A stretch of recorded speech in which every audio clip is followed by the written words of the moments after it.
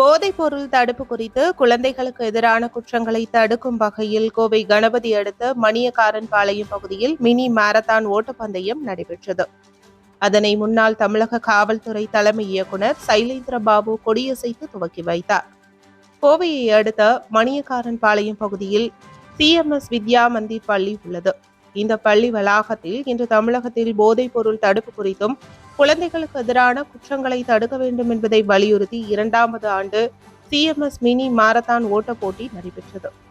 2 kilometre, 5 kilometre, 10 kilometre என 3 பிரிவுகளாக நடைபெற்ற இந்த ஓட்டப்பந்தயத்தில் சிறப்பு விருந்தினராக தமிழக முன்னாள் தமிழக காவல்துறை தலைமை இயக்குநர் சைலேந்திரபாபு கொடியசைத்து துவக்கி வைத்தார்.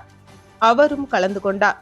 முன்னதாக செய்தியாளர்களை சந்தித்து பேசிய சைலேந்திரபாபு கூறுகையில், தமிழகத்தில் கஞ்சா வேட்டை என்ற ஆபரேஷன் திட்டத்தை துவங்கி கஞ்சா விற்பனையில் ஈடுபடும் குற்றவாளிகளின் சொத்துக்கள் பறிமுதல் செய்தோம்.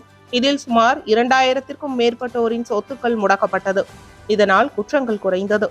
அதேபோன்று குழந்தைகளுக்கு எதிரான குற்றங்களை தடுக்க அனைத்து பள்ளி மற்றும் கல்லூரிகளில் மாணவ மாணவிகளுக்கு விழிப்புணர்வு ஏற்படுத்தப்பட்டு வருகிறது என்றார். மேலும் இதற்காக கோவையில் இது மாதிரியான விழிப்புணர்வு மாரத்தான் ஓட்டப்பந்தயம் நடத்துவது அனைவருக்கும் விழிப்புணர்வு ஏற்படும் என்றார். மேலும் இன்றைய குழந்தைகள் ஓடுவதற்கே தயாராக இல்லை. இது அவர்களின் உடல் வளர்ச்சி மற்றும் மன வளர்ச்சி உள்ளிட்ட பல்வேறு இடையூறுகளுக்கு வித்தையாக இருக்கிறது. குழந்தைகளின் மினிமம் 5 கிலோமீட்டர் தூரம் ஓட வேண்டும். அதற்கு இது மாதிரியான ஓட்ட போட்டிகள் அனைத்து பள்ளிகளிலும் நடத்த முன்வர வேண்டும் என்றார்.